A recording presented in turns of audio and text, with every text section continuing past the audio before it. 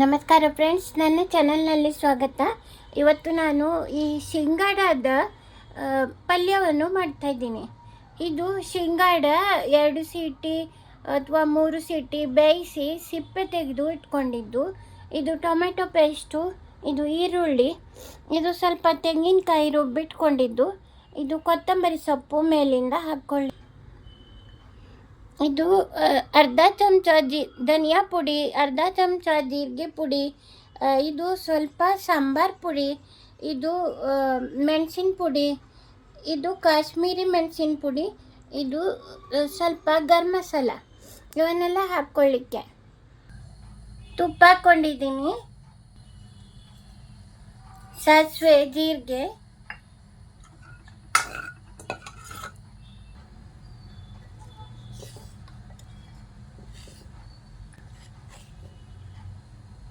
ಸ್ವಲ್ಪ ಹಳದಿ ಹಾಕೋತಾ ಇದ್ದೀನಿ, ಈರುಳ್ಳಿ,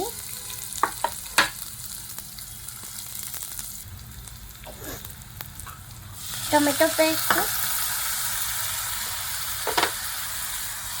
ತೆಂಗಿನಕಾಯಿ ರುಬ್ಬಿದ್ದು,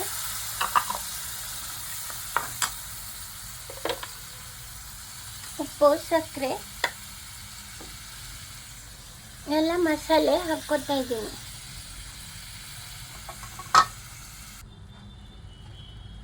ಶೇಂಗಾಡ ಹಾಕ್ಕೊತಾ ಇದ್ದೀನಿ. ಮೇಲ್ಗಡೆಯಿಂದ ಕೊತ್ತಂಬರಿ ಸೊಪ್ಪು ಹಾಕ್ಕೋಬೇಕು.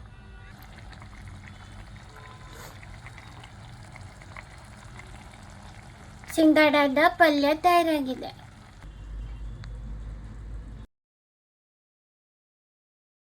ಶೇಂಗಾಡ ಇದು ವಿಟಮಿನ್ಗಳ ಆಗರವಾಗಿದೆ. Vitamin A, C, vitamin and copper, magnesium, phosphorus ಎಲ್ಲ ಫೈಬರ್ ಖನಿಜಾಂಶಗಳು ತುಂಬಿ ಇವೆ.